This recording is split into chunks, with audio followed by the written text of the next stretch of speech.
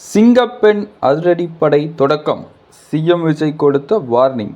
ஒவ்வொரு வீட்டிலும் உள்ள பாட்டி, அம்மா, அக்கா, தங்கை உள்ளிட்ட அத்தனை பெண்களின் பாதுகாப்பும் மிக முக்கியம் என்று குறிப்பிட்டார்.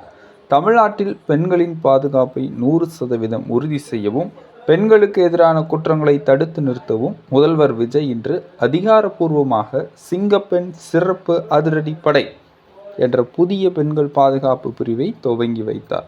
தமிழ்நாட்டில் பெண்களுக்கு எதிரான பாலியல் வன்கொடுமை சம்பவங்கள் நாளுக்கு நாள் அதிகரித்து வருவது பொதுமக்கள் மத்தியில் பெரும் கவலையை ஏற்படுத்தியிருந்த சூழலில் இதற்கு முற்றுப்புள்ளி வைக்கும் வகையில் தமிழக முதல்வர் விஜய் சிங்கப்பெண் சிறப்பு அதிரடிப்படையை துவங்கி வைத்து பேசினார். இதில் பேசிய அவர், ஒவ்வொரு வீட்டிலும் உள்ள பாட்டி, அம்மா, அக்கா, தங்கை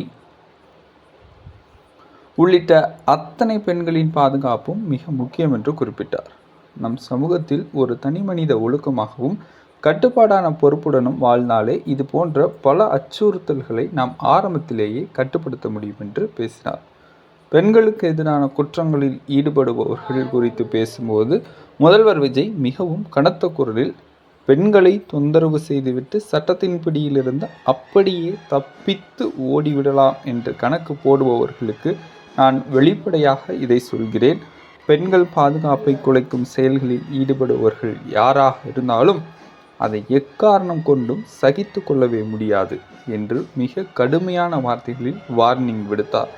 குற்றவாளிகளுக்கு எதிரான சட்ட நடவடிக்கைகள் குறித்து பேசிய முதல்வர், பெண்களுக்கு எதிராக தப்பு செய்பவர்களுக்கான குற்றப்பத்திரிகை தாக்கல் செய்யும் நடைமுறைகள் அனைத்தும் காவல்துறையினரால் வேகமாகவும் துரிதமாகவும் செயல்படுத்தப்படும் என்று தெரிவித்தார். உண்மையாக தப்பு செய்தவர்களுக்கு நீதிமன்றத்தின் மூலமாக மிக கடுமையான தண்டனையை வேகமாக வாங்கித்தர வேண்டும் என்றும், அப்போதுதான் அந்த தண்டனையின்